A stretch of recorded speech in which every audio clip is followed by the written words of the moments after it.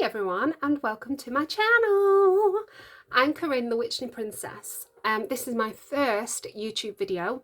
This is very new to me. I've never done a YouTube video in my life. However, I am very familiar with live videos and TikTok type or speeded up videos. I did do makeup lives, that's the glamour witch in me, and game lives and stuff like that, creative lives in the past. I don't do that anymore. I will go into that a bit later on as to why my life's changed and I've gone down this route. But just so you know, the Witchney Princess is me, and this is my channel, and from now on I will be coming on here and doing some videos and then posting them on here as well. So if you like this kind of content, after you've got a bit further along, I can chat a little while, so bear with me.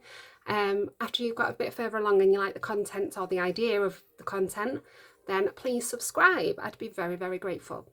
Now, to explain the Witchney Princess thing. Okay, so it might be a bit cringe for some of you, but I am basically a 35-year-old child. I don't have any children myself apart from my fur babies, so I am a mum. In some aspects, I will argue that I am a fur baby mama, but no children of my own, and I live with my husband. I have two fur babies, Alice, named after my favourite, Alice in Wonderland, and Buddy. Buddy is named after the elf, Buddy the elf. Yes, he's a little rascal. So, as a Disney obsessed witch, I just wanted to make a word that made sense to me and maybe not to others. That just fits with the quirk of me, I guess, and I like that, being different. And so I am a crystal witch obsessed with Disney, hence the Witchney Princess. My husband treats me like a princess, my family do, so it fits. But I would like to put a caveat in there.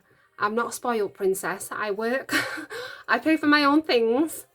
I do get things bought for me, of course I do, but generally I do buy a lot of the stuff myself as well. So I do work full time, but I work from home as a civil servant, and that's because I haven't always worked from home. I have always had chronic pain since the age of 16.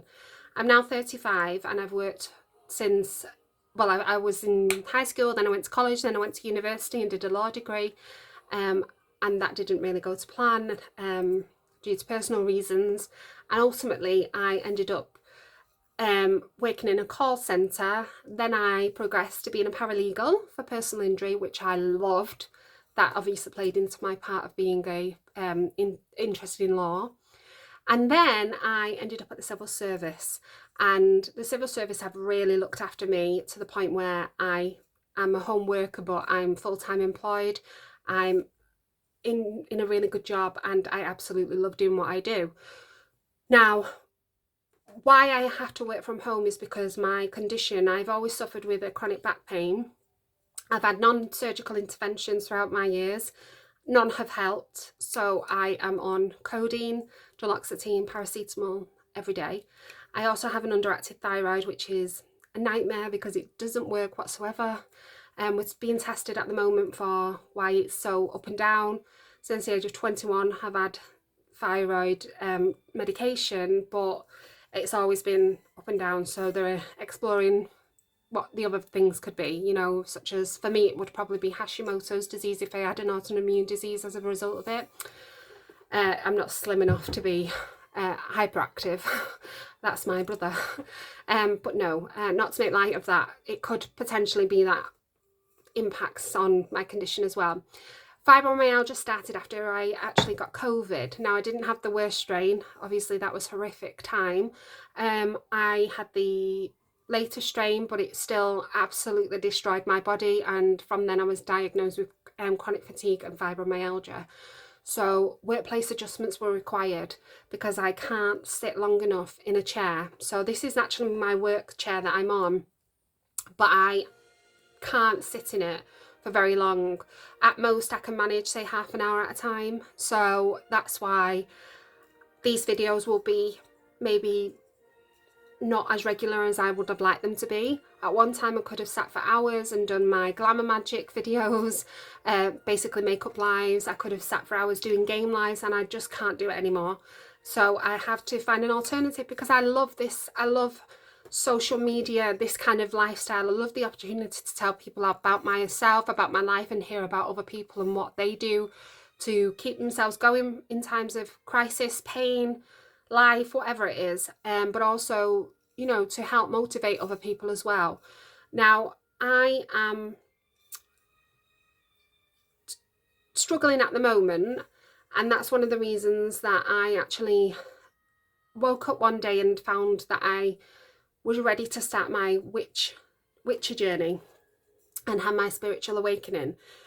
But that's not what this channel is going to be about specifically. Obviously I'll be doing magic and I'll be performing magic as a witch and identifying as a witch, but I truly, genuinely, from the bottom of my heart, believe that witchcraft, is just a title. It's just a belief system of, you know, how we practice who we believe in. And I do really believe that magic is within us all, if we believe it's there. So you may have at one time called upon the power of a birthday wish, a candle. You may have held a crystal and felt better. Or you may have, I don't know, threw a lucky coin in a fountain. That is all magic. It's wishful, it's wishes, it's believing in something that it will make your dreams come true. And that also applies to religion in some ways. You are welcome to be a Catholic and a witch or believe in magic. You know, there are things like, or a Christian witch, for example, Catholic witch, they exist. But I'm not here to preach for you to become a witch. I'm just saying that anybody can believe in magic and you don't have to be a witch. That was the point I was trying to get at there. I hope that made sense. I do apologise for hearing the noise of my little pooch in the background. That's little Alice. Little nightmare she'll be in. Bear with me. Now, I've always felt spiritual in some way, but I've never like experienced spirits. I have only really encountered spirit by touch and smell. So I often get smells of like smoke around me, or someone's fragrance, or something that resonates with somebody who's passed away. And I've had a lot of people pass away in my life. No, I'm not getting the violins out, but genuinely there's been too much death in my life, and from a young age. So I'm, you know, being in touch with spirit has actually been a very emotional but awakening journey. And I absolutely love getting on my pendulum and talking to my dad, my granddad, my auntie, my friends, anyone I can speak to, even random people pop in, and I've helped them transition, like make their journey a bit better using my spirit guides. That's witchcraft. That part of things is witchcraft. But the magic of me making a wish up on a bay leaf, or a wish up on the moon, or using a crystal to help me heal, that's not magic. That's not witchcraft, that's magic. And that's why I would encourage anybody who has that belief that magic is within you, whether you identify as a witch or not, to stick around and watch this channel. I'm going to show you lots of spells from small businesses that I've got. I basically bought a lot of spell kits. I am also a subscriber to four businesses, 2 larger businesses and 2 smaller businesses, for not all mystery boxes though. So one of the businesses, I will share all the names as well and links and stuff like that. Some of them you'll absolutely know, some of them you won't. But these are subscriptions every month. So the first one is Freya's Cauldron. I don't physically get anything with that because I'm on like a £5 subscription. I think it's £5 off the top of my head. And it's more like the witch school. So there's an option for you to go to witch school. I did, but I went with Shelley Magic. I've only done their Witchcraft Online, their first one, because there's not a second one for online. But I've gone on then to learn a lot more through different ways of the craft, through my books, through speaking to my mother-in-law, who's a crone. She's a crone and a hedge witch. She sees spirits and stuff. So I've got somebody there who helps me out so much with knowledge and, you know, how to work things and get the best out of a magical situation. And then, so I'm with Freya's Cauldron at the moment to support a small business, but there is an option to subscribe to Freya's Cauldron and have the mystery box. Financially, I can't do that just yet, but I'm hoping at some point I will be able to, because you get the witch school included. And I'd really appreciate like having the actual items so I can share them with you all online, because some of Freya's Cauldron stuff that I've seen looks incredible. And there's a lot of handmade products as well, which are beautiful. But yes, I'm not there yet, but maybe one day. Who knows, this might take off. And I know you could all say, well, why don't you wish for the money? Well, it does come and I do get it, but not in the way you always think. And that's a very, very important fact to remember. It's not about the witchcraft side again, it's about the magic and intention and being specific about what you wish for. And we'll come to that later on. And then there is the Thimble Witch Barn run by Sarah. And this is an amazing company making wonderful products, spell kits, junk journals, gosh, lots of things to be fair. I've got lots of stuff to show you from there, but I do subscribe to them every month. It's £15 for the archivium for that month. So Sarah has created an archivium of spells. I've got all of them. You can actually buy the bulk and then get them every month. It's worth checking out, and again I will link it for you. I'll be showing that stuff at some point as well over the next videos in more detail than the snapshots that I show on my other social media such as TikTok and Facebook. And then I am part of the bigger ones. So oh, by the way, the Thimble Witch Barn, the subscription is £15 for me because I print out the documents that they send, but there's a slightly higher cost. I think it's £17. Don't quote me on that because I'm using my fibro brain at the top of my head. But I think it was 17 or 18, something along them lines. Sarah will happily tell you. At the time of this video, of course, that's the price. But you get the archivium for that month, plus your documents if you pay a little bit extra if you haven't got a printer. I do have a printer, so I opt for that. And then I've subscribed to Witchcasket and Witchbox. I'm up to date, I think, to some degree with Witchbox for the last few months because they allow you to purchase from the full subscriptions from the past, not from the very, very past, like they've been going a while. So I've actually got a few of them to show you as well. And I also went on to Witchcasket Emporium, which is part of the subscription perks where you can buy some of the items from the past, and I've got some of those as well that I've got. And I bought them purposely so that I've got a lot of content to be able to show you in the next few weeks, months, maybe years, God knows. Look, I mean, I've got boxes and boxes all around to show you. So I will be sharing them with you. Where possible, I will show you the full spell. But just bear in mind that obviously I'm showing you things that are current and available, and I don't think it's fair to give away the entirety of the spell of a small business, especially. Well, any business, I don't mean it like that, but I just mean of any business, when really you should be supporting them and buying from them. All right, so there'll be times when the cantation, for example, or the spell words or what have you, aren't being read out, and I will maybe suggest a replacement or give you guidance on how to replace the incantation yourself if you're not going to buy it. But what I will say is they are worth purchasing because they're from experienced witches, and witches put their own spin on things and they make them as powerful as they are. And some have little like caveats, shall we say, or caveat might not be the right word, but some witches have it where only the people who buy them can benefit from the spell.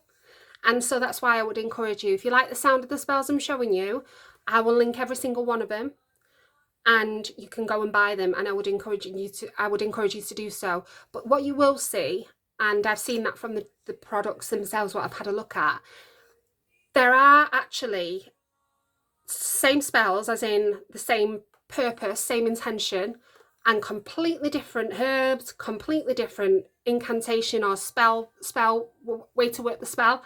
And that's what I love. I love the individuality that you get from all of the businesses and from yourself, from you as a person. And again, I'm not talking as a witch, I'm talking as a magical being. Anyone can put them, the magic is within you, and intention is within you. So it's only as good and as effective as you believe it to be. And that's another thing I want to bring you on to. So some people will say I'm mocking the craft from a witchy perspective.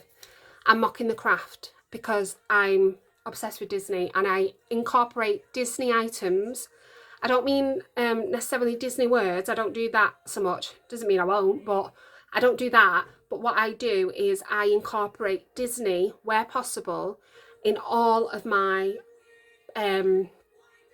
items. Like, so on my altar at the moment, I have Alice in Wonderland candle holders. Don't know if you can see them very well, but they are. They're Alice in Wonderland.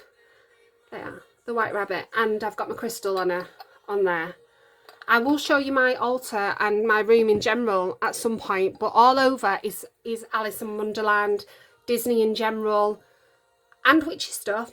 But the reason I'm stressing that is it doesn't matter what people think.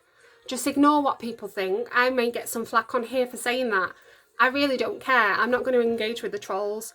I'm just not going to get into that. My vibrations need to be this high to make sure the magic works, and that's why I surround myself by the things that make me smile and make me happy, and that is all of these Disney stuff, Disney items, quirky things, things that just represent me down to a T. So I'm a very girly girl, but I absolutely love this jewellery set. The vampire teeth, like, you wouldn't really put them two together with like the outline of my room, but it's just how I am. So surround yourself by what you love. It doesn't matter what people say, and I am an advocate for that. Always have been, always will be. So for those who do think I make a mockery of the craft, so be it. I don't care. I got a lot of stick for having a pink cape.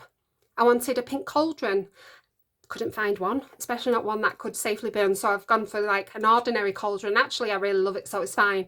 But the point was, I wanted that because that represented me. I'm a pink witch. I have pink witch energy. So I do have a pink cloak. It's very warm, that's why I'm not wearing it, but I just went and did it anyway, because people were saying, well, colour represents things, da, da, da, da. I'm like, for me, pink makes me happy, so does Disney. So whether pink represents, I mean, it is a good colour anyway. It's like love and positivity and, you know, that kind of thing. And like the rose quartz is for love, and so it fits.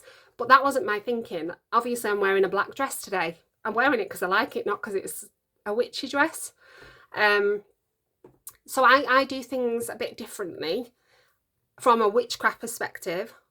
But if you're not a witch, don't worry about it. And even if you are a witch, still do your own thing. We're all individual, but you will obviously get people who preach to you and who tell you you have to do it a certain way. Like they said to me, oh, well, the colour represents something. It absolutely does. But I'm not doing it for that. It's purely aesthetic. And as much as you can say that's vanity, it raises my vibrations, and that's what's important.